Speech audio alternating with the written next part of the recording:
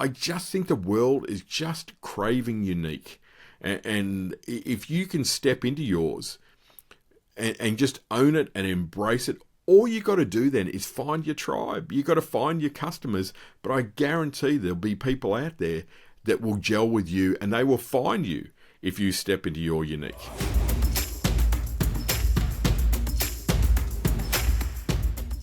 Hi, you guys. Welcome back to episode 186.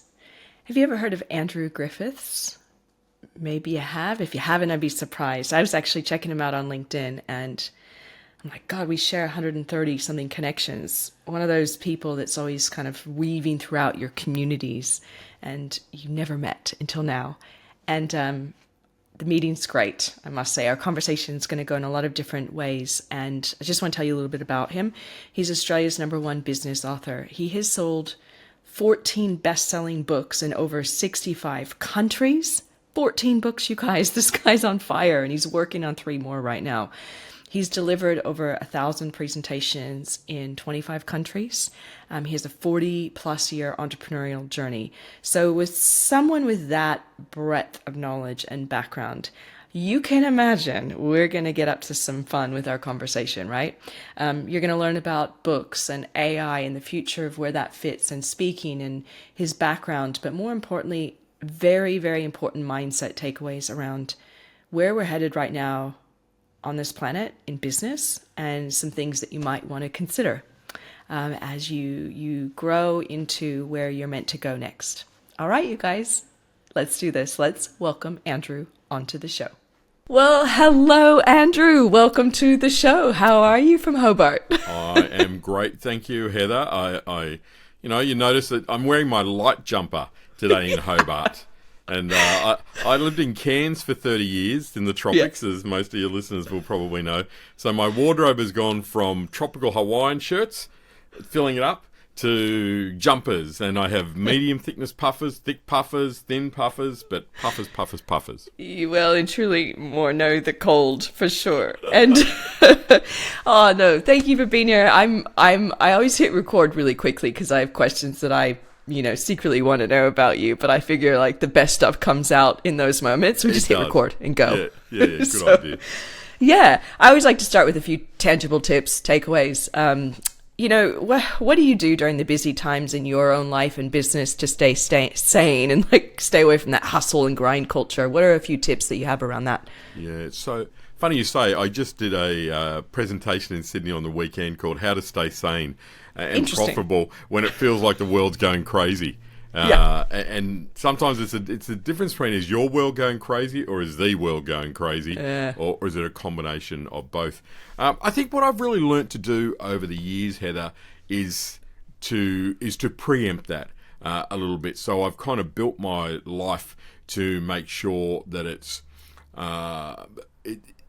stops building up to the point of craziness. So I have every 6 weeks I take 10 days off and go up to the Bay of Fires on the east coast of Tasmania, stay in a little shack, walk on the beach, do a bit of riding, do all of those kind of things. And I've been doing that for years. Nice. And it's because I'm a workaholic by nature, and so if I don't preempt it, I kind of get crazy and busy and stressed and all the rest of it. So I've learned that's the best thing that I can do, and I've scheduled those breaks a year in advance so that I look at my calendar, and every 6 weeks I'm trolling up there, or we're trolling up there with the dogs, the things we need, and we go and enjoy a beautiful bit of serenity. Do you truly shut off? Do you know how to shut off? No, not really. I think. Yeah. My partner is a meditator she lived in India for years, and she's one of those people that can really do that. I don't think so. I think for me I'm always on to a degree. And I think like lots of us, I kind of like that. I like being busy. I like having lots of stuff on. I just don't like the overwhelm. That when you slide into that out of control, you wake up in the morning and it's your heart's in your mouth because you've got so much to do. That's just icky. So I really do my utmost to avoid that. How do you get out of that? Because I know we all go there. You describe it so well because so I know you've been there a lot. How do you, if you feel it coming on, how do you scale that back, that overwhelm? Yeah, I think what I've learnt over the years, and of course I've had many years of overwhelm, probably, which has got me to this stage, was I've learnt that there's things that I like to do that pull me back down. And it's like creating, when I do creative stuff, like, designer briefs for brochures or book stuff, or, even doing a presentation for a keynote. That kind of stuff I find really takes me a bit out of overwhelm as well. I think I also have got a lot better at pushing back on other things that come in and say, okay, next 3 days I'm just doing this. And so moving appointments or changing things. And I think I've also, because we've always got 100 things we can do. I've just got better at prioritizing and saying, not so much that this is a priority project, but I'll feel much better when I've got this done because this is the thing that's actually waking me up in the morning and it's top of mind. So I'll address that. So nice. Managing myself better and being really acutely aware of the things that throw me into overwhelm. And that's, the fear of letting people down or a big project that you haven't quite got your head around. How do I go forward with this? That kind of stuff. And then just having a really good process that says, okay, I can do that. Or I need to spend a day designing a keynote or a PowerPoint presentation because that'll be pretty pictures and nice little words on a screen, and I'll go into my little happy place and I'll come out the other side going, everything is okay. The world is okay. I love how productivity is actually a way that you get out of overwhelm. That's great. In a different way. So good. Spoken by a true workaholic, right? Yeah, totally. All right, we now need to know what you actually do. I mean, I have the bio and I already read it to everyone's listening, but tell me about yourself, Andrew. So what's your business do and how'd you get there? Well, today I'm predominantly, obviously, an author and a speaker. And I talk about business. And I kind of feel like I love that intersection of personal growth and business. And I think if you want a better business, kind of build a better person is the way around that. And so that's most of my day job. Well, it's not really most of my day job, but it's a big part of what I do. It's the pinnacle of my stuff. But after that, I do a lot of coaching. I do a lot of business coaching. Okay. I predominantly do a lot of book writing coaching. That's become I guess one of my main passions, and I'm so proud of this. I've helped 1,000 first-time authors to write and publish their books. That's great. Which is something I've got bookshelves full of my authors' books, and that's a really special thing because I really love helping people to discover that thing inside them that is their bigger. And I think writing a book really brings that to the surface. I always say writing a book is the best personal development program you'll ever do. So I again meets my need, for that intersection again. And then the third thing that I do is speaker coaching as well. And really, Heather, most of my stuff is kind of teaching people to do what I've done. I've been writing for 25 years and speaking for most of my kind of life in one way or another. I was one of the cool kids that joined Toastmasters at 15. Oh, yes. Right up there with the chess club and the gardening club, and all those other people were off playing rugby and all those things. I was in the cool part of town, and so I just really generally share what it is that I've learnt to do, and that's my approach. I was just going to say I've been a small business owner most of my life. I bought my first business when I was a kid, 17, and of course it was hugely successful from day one. No. And who has any idea when we start a business, buy a business or whatever? It's like if you knew, you would never do it. And then you go in and you bumble your way through. I joke, I got to know my bank manager really, really well because every morning he'd pop in and give me the checks that I'd bounced the day before, and it was just a disaster. But I figured it out bit by bit and finally turned it around. But it was a great moment for me because before then I'd had one of those childhoods. I was an orphan. I was in and out of state Wow. facilities. A lot of violence, a lot of neglect and stuff in my childhood, and a really complicated upbringing, which is kind of normal when you come from a fairly bizarre background. And I think that I had a lot of issues around self-worth. I had a lot of issues, and I was going down a really predictable path of the alcohol, the drugs, the petty crime, everything kind of escalating a little bit. And then I just somehow landed in... I started working part-time. I'd learned how to dive, and I loved it. And then I just started working part-time in this dive shop. And then next thing, the guy said, "Do you want to buy it?" I went, "Okay, I don't know how to do that."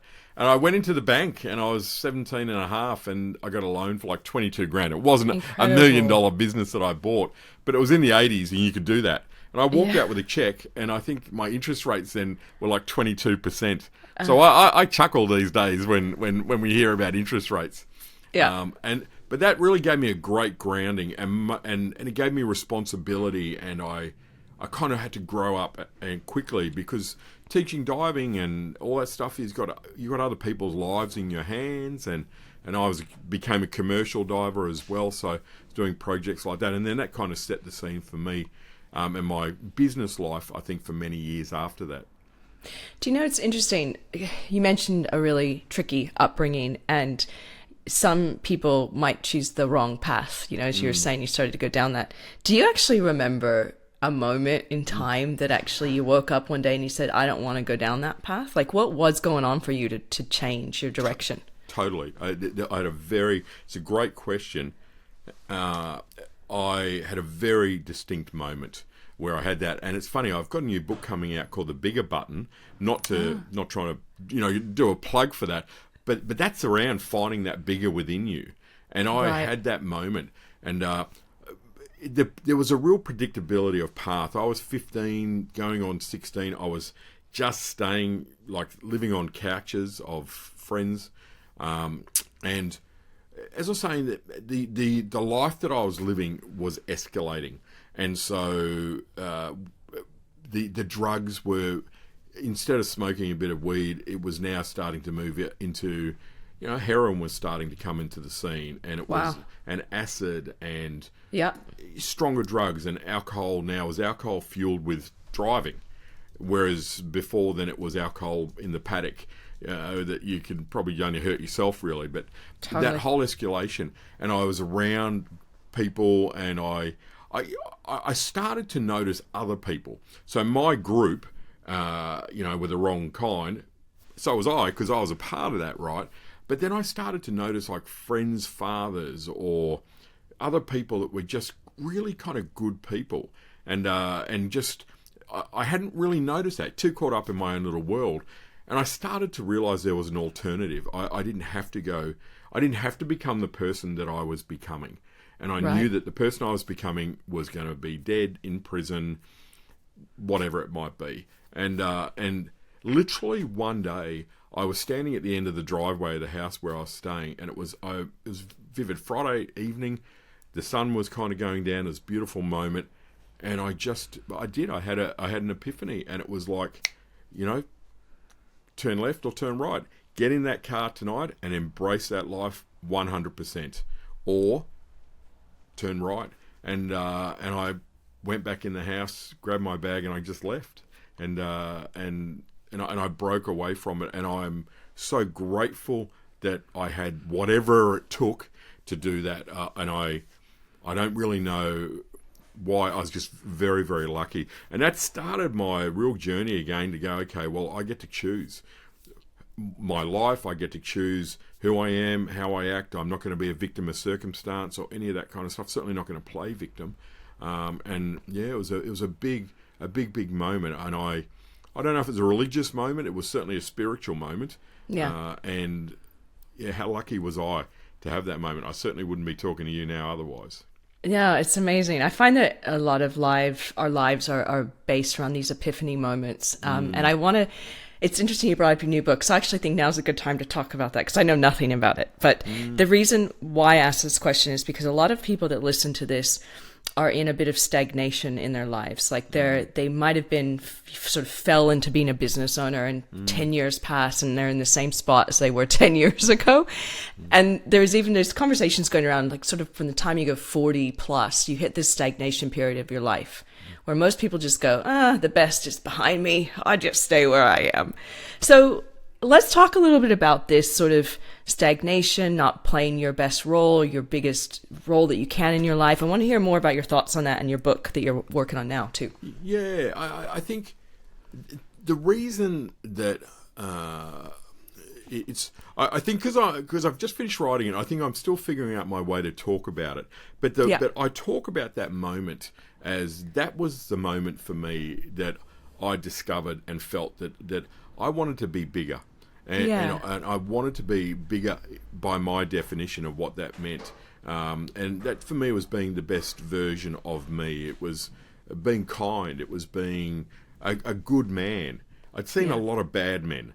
And I'd had a lot of bad experiences with people that I should have been able to trust, and I couldn't. And I became repelled by that, and repelled by violence, and repelled by those things. And I had that part of me then that I discovered was bigger. And I really spent the rest of my life, trying to define who I am, live life to the beat of my own drum, and be that person. It's a never-ending thing, and I'm by no means perfect, but that happened. 40 odd years ago, 40 something plus years ago that I had that moment, and I've spent that. But what's really interesting for me was a few years back, I just started looking at what am I doing, who am I helping, who am I working with, who have I worked with over those years, and I look back at it, and most of the people I've worked with in whatever shape or form it's been, whether it's helping people start and be successful in business or even teaching people how to dive way back when, they had something in them that they wanted to be bigger. Whether it was, and I call it this yearning, there was something about it, and I see it very much in the face of people who want to write a book. They know that they've got a book in them. Why the hell write one? Just so you can, grow your business. It's bigger than that. And there's something in there. And I realised that what I'm actually very good at is helping people to recognise that bigger and then provide a path for them to really bring it out, like to write a book or to learn to dive or to, build a successful business or start a business, etc. And so I realised one of my strengths is around that. And that's really what this new book is about, is to say, well, it's a book for those people who yearn to be more. And go, okay, well, you got to, follow this process, figure out the villains. You got to figure out what matters in your life. You got to figure out those kind of elements. Who are your mentors? I feel personally, I'm a little bit tired. I don't, no disrespect, but I don't want to hear what Gary Vee's doing. Even Richard Branson, all those guys. The hustle mentality. I mean, love them. I've had the pleasure of working with Richard Branson and doing stuff. Awesome. But you know what? My mentors have changed now. The people that inspire me. Let me give you an example and shut me up because I can talk under. No, I want to know. I want to know who are your new mentors. But there's a. I needed a personal trainer, and I had a quadruple heart bypass earlier on in the year, and a few months back, 6 months ago, and. And so, I'd been on a mission to lose weight for many years. I've lost 60 kilos over the last, 10 years or so. And anyway, I looked around for the mentors that mattered to me, and I found a guy called Neville, and he happens to be my next door neighbour here in Tasmania. And he's amazing. He's always doing these multi-day walks like Cradle Mountain and 5-day walk. Every other day he's running up and down Mount Wellington, swimming in the Derwent River. He's first day we moved in here, he's come over where he's baked a whole pile of food for us, and he's the most extraordinary guy. He's 88. I love that. He's 88 years of age, and we have a saying in our house, be more like Neville. He's intelligent. His wife is lovely. She's a little bit slower in terms of she's a little bit older than him. He, snagged an older woman, and which he's kind of proud. But honestly, he is the most amazing inspiration. And you look at it and go, that's the kind of person that inspires me now. That person who is extraordinary every single day, not competing with anyone, not trying to build an empire, not trying to do anything, but he lives what I think is a really rich life. And they're the mentors that I look for these days. Those people that I go, you are extraordinary. And they're all under our noses most of the time. But I just feel that I learn more from them than I learn from Tony Robbins, Gary V's, Sinek, all those people who do amazing stuff. But it's just, for me on my bigger journey, it's the Nevilles of the world that are changing me and inspiring me. Yeah. To get off my lazy butt and climb up Mount Wellington. To like literally, he dropped in last night some orange ice cream that he'd just made, and a big bag of herbs from the garden, and a big basket of lemons. And you go, you're just extraordinary. And the kindness and that. Some of my biggest mentors right now, there's a little coffee club group of people, and they're in their 80s, most of them. Yep. And just like you, I'm getting the best advice from women that are in their mid 80s. But the kindness and the community element that is part of that. I'm really glad you brought that up. Thank you for sharing that. I feel that there is that bit of a pushback, and it's... Yeah. I think, again, I see it in business. I use this line, I work with people of substance to help them build businesses of substance. And that's the critical part for me, because I've never really wanted to build an empire. I've had no desire, and I've worked on programs, and I've done that. I go, if you do, awesome. I love and admire. We need empires, and we need people to go and build Ubers and Canvas and do all of that stuff. But a big part of my peace in the world is knowing what matters and what's important, and to build a business that I don't want to have staff. I don't want to do that stuff. I haven't had, I do my own thing. I learned to live life to the beat of my own drum a long time ago. And I know what matters to me. And what matters to me are things like wild places. I have a love of wild animals and wild places. And I want to make sure that my life lets me enjoy those and support those and do all of that kind of stuff. I know that I need to have my writing retreats. I know that I want to help people that have got really great views on life. All my coaching clients, my big prerequisite for people I work with is, can I learn from them? Can I selfishly become a better person by helping them to write a book? And pretty much all of the time I do, I think. I think I definitely learn more. I think I should be paying all my coaching clients. This is brilliant. Most of the people I've been speaking to lately have a new definition of success, and it's very much what you're saying. Yeah. I want to actually talk a little bit about your books that you already have. So I know you're working on one. How many books have you written? I've written 14. And what? I'm working strangely on 3 at the moment. Oh for my! different purposes. Yeah. What's your favorite one that you've written so far? I wrote a book called The Me Myth, which was like my first personal development book, and that's really a book about empathy and the power of understanding others and putting others first. And I wrote that when I've just felt again we're just in such a me kind of world that I wrote that, and it was the publishers were Simon and Schuster, and they wanted me to write an autobiography. And I just went, guys, I haven't climbed Mount Everest with one arm. I've got friends that have done that. I mean, I don't want to write an autobiography. I feel it feels too self-indulgent for me. Yeah. And I just don't. I think there's bigger and better stories. But I will write a personal development book, and I share my life and my stories in it around this concept of, if you really want to become a better and bigger person, is to put others first. And so that's probably my favourite. But in saying that, though, Heather, I think it's like children. I think your first one is probably, there's always a special spot in your heart for the first one. Then you have a couple that you hit and miss after that you're never quite sure of. I wrote a book on network marketing with another guy who faked his own death and disappeared. And it's like... Whoa! Only because I'd done some work with him, and I didn't know the first thing about network marketing, but he wanted me to co-write a book. But my first book was 101 Ways to Market Your Business.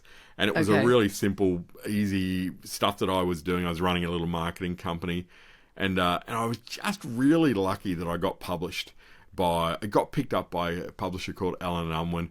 And I remember I got a phone call from the main person there who was liaising with me and said, "Oh, hi Andrew, it's Ian Bowering from Allen & Unwin. Got your manuscript in front of me, and and all very nice." He said, "Andrew, your manuscript looks like it was written by a drunken, dyslexic, heroin-addicted chimpanzee." Wow, that's a description. Such a great line, isn't it? Yeah. I remember it to the That's day brilliant. I die. And Yeah. and then of course I said to him, "Ian, that's okay. Why are we talking if that's the case? I mean, like this is not going down the path that I imagined."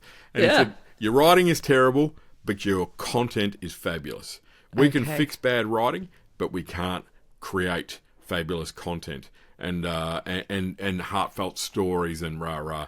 And so then I kind of got it from there, and I wrote 11 books with them in 10 years. So yeah, amazing. That's a huge feat, and it makes perfect sense on why you help people write their own books as well. And I know you, because you speak, and you mentioned you help people speak as well. I want to know, okay, first question is this. AI, obviously, I have to bring that into the mix.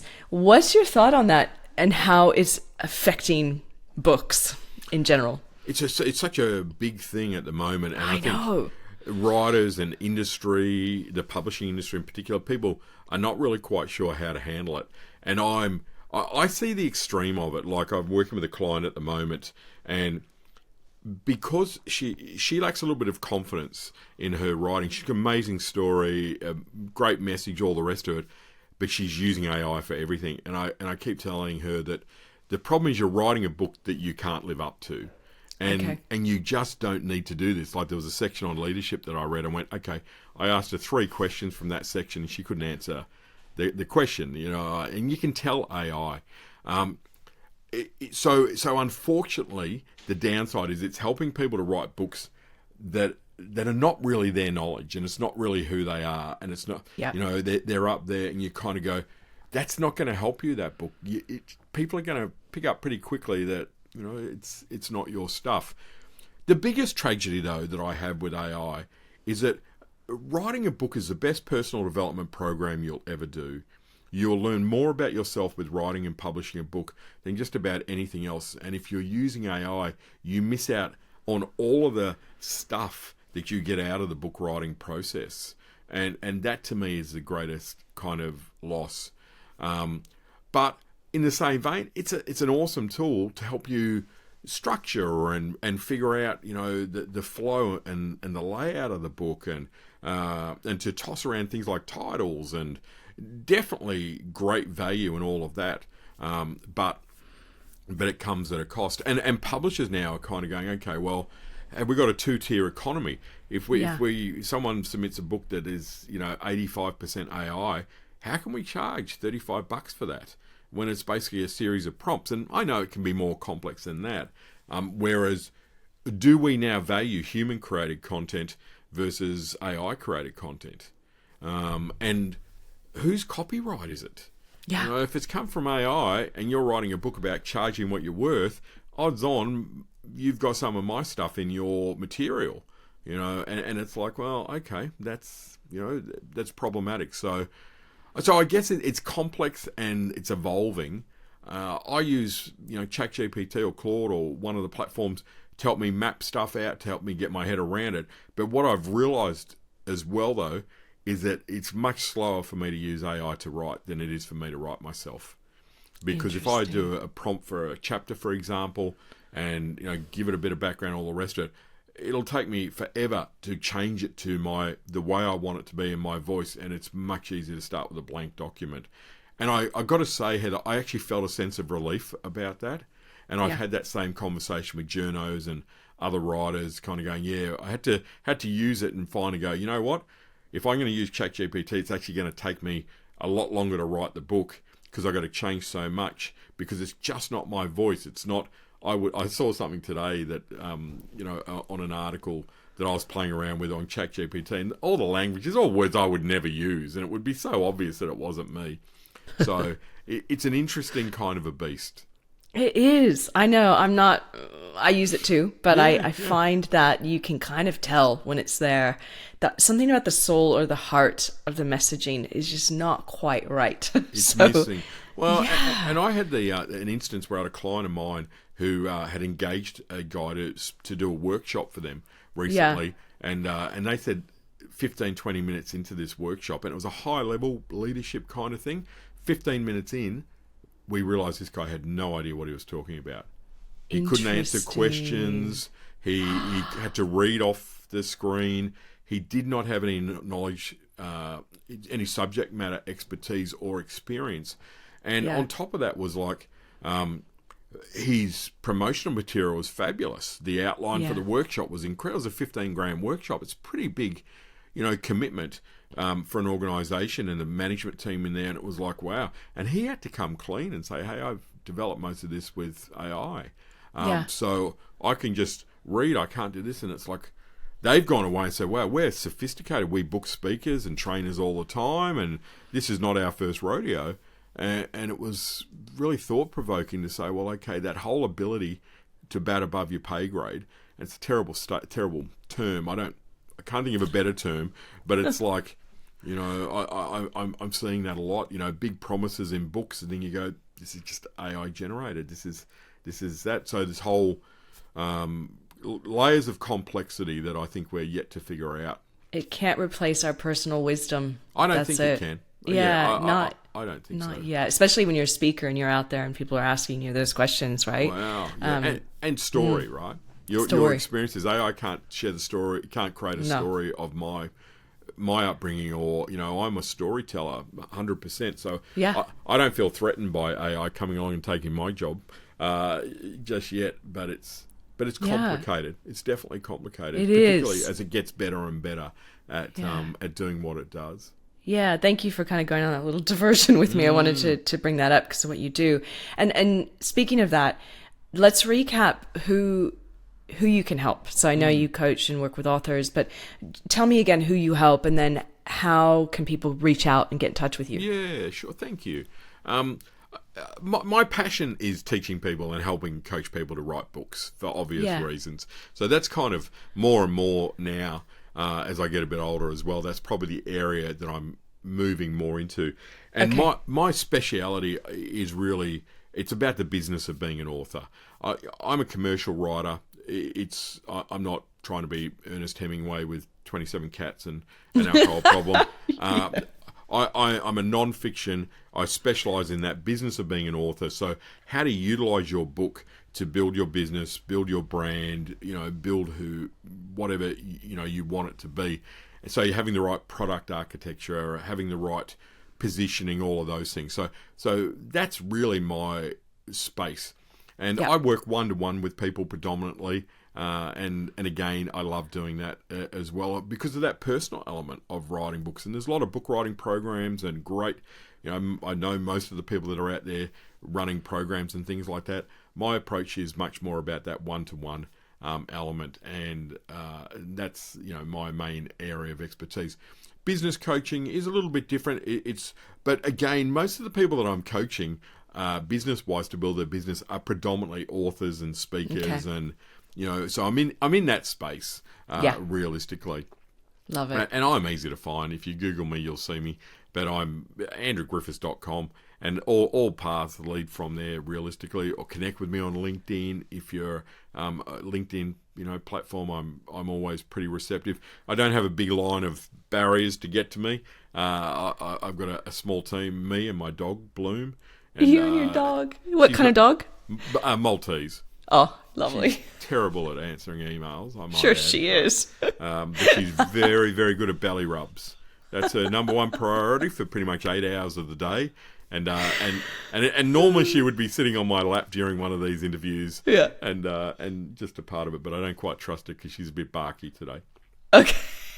Are all of your books on your website as well? They are. And look, a few of them are old. Okay. Like, if someone said to me they wanted to buy 101 Ways to Market Your Business, I would be mortified. Yeah. It's 25 years old. What I need to do with that book is I need to republish it as 101 old school marketing ideas. Oh, yes. And because it's its 25-year anniversary or something this year, I've been meaning to do it, but my having a bit of a operation earlier on the year changed everything. Yeah, big thing you've been through. There's a book you sent me as well. It's called Someone Has to Be the Most Expensive. Why Not Make It You? And I'm holding it up for you, those of you on video right now. I've already just started into it. By the way, brilliant marketing hook. Absolutely love it. So, and when was this one written, by the way? 2022, I think it was. Okay, excellent. 2021, 2022. A couple of years, a few years back now. Yeah. But 40 years in the making, because that's what turned my dive shop around. Okay. Was I had a poverty mentality, the business owner had a poverty mentality, the industry had a poverty mentality, and it was all based on cheap. And I share that story in the book, that I took a guy to come along, a coach, to come along and charge me $5,000 that I didn't have, to tell me someone's got to be the most expensive, it may as well be you. But if you're going to be the most expensive, you've got to be the best. And that started a fascination for me with that. So this book has been brewing. It brewed for a long time, but it's been quite fascinating since it came out, because it's just, wow, I've spoken so much about it, Heather. I've done so much work globally around this, and every industry has a problem with charging what it's worth. Every time I do a speaking gig, I ask this question, if it's on this topic: how many people in the room feel that they actually charge what they're worth? And the average response is 2%. Yeah, wow. So by obvious, conclusion, 98% of business owners feel that they don't charge what they're worth across every industry that I've spoken for, at least, which is probably 30 different industries, 40 different industries over the last few years. So really, I think it's one of those books that came at the right time. It's had amazing feedback, and it just has a lot of life left in it, as I was saying. Yeah, it does. That it just needs more work. I mean, I just did a keynote on this. That was about staying sane when the world goes crazy. Earlier last week, I did another one on this topic, and it just people really are struggling with this as an idea about this worth, because it's getting busier, more competitive, and the homogenization that's happening, driven by AI as well, is now making people more of a transaction. At a time when I think the world is craving unique, the world wants different, the world wants you to go against the tide, and I had so much fun researching this book, and I'm looking at those people that are doing amazing stuff, from making croissants to making canes to being photographers, and just not listening to all of the rhetoric out there, and going, you know what, I'm great at what I do, I'm going to charge accordingly, and I've worked with so many people to help them reposition themselves. And it's like they all say the same thing. I should have done this 10 years ago. Instead, I struggled along. I felt tired and fried, and I had the wrong customers and all this kind of stuff. And when they do this, they go, Andrew, I should have done it, which was the same for me. It's the same thing. And I laugh. I say, how many clients have you lost? And they go, oh yeah, I've lost probably about 10. And I go, how devastated are you about that? And they said, oh my God, they were the ones I had to lose. I'm so relieved. Happy about it, yeah. I didn't know how to get rid of them, and it's like, and I've replaced them with 20 fantastic clients. And it's like, that's the secret of this. But it's not an easy path to go down. And I use a quote in the book called, I say, you can't just put lipstick on a wombat. You can't just triple your prices tomorrow. You can't just become the most expensive. You've got to be able to back that up. You've got to be able to embrace this as a concept, and that takes a bit of changing your thinking and positioning and your product offering and pretty Absolutely. Much everything. So everything. I'm hearing some themes from you as we start to wrap up. Like, definitely know thyself is a big one, right? You've been talking about understanding who you are to get through moments of overwhelm. Like, just know yourself. Like, what stresses you out, and work with that. But also play bigger. Huge theme from you, and really play into the uniqueness of you. And I think that's a big theme for what you do with people, is you help pull out their greatness and what makes them unique, and help them deliver that to the world through all the different books and resources you have. So as we wrap up, nice. Do you have any last words of advice that you would like to leave our listeners with? I think it's around that. It's about the own your unique. It's so important.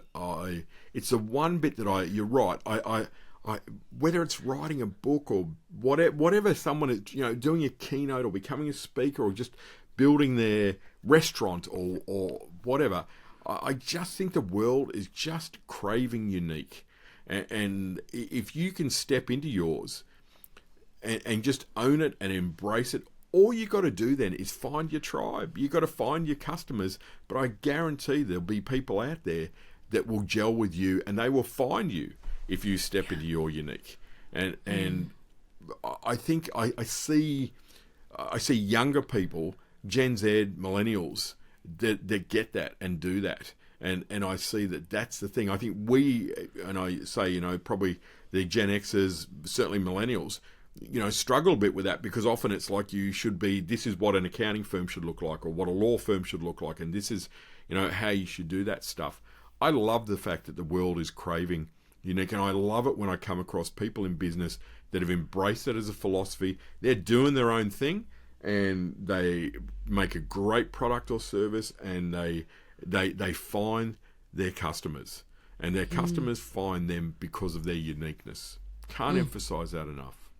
Oh, what a great way to end. Thank you. That's a really great reminder to all of us. So, Andrew, thank you so much for being here. I really appreciate your time. Lovely to chat to you, Heather, and thank you for asking such great questions. I do a lot of interviews, I do a lot of podcasts, a lot of media and stuff like that, and to me, it's a lovely sign of respect, and I appreciate that when someone asks really well thought out questions, and that means a lot to me. So thank you. Oh, wow. Thank you for saying that. All right, you guys, thanks for tuning in.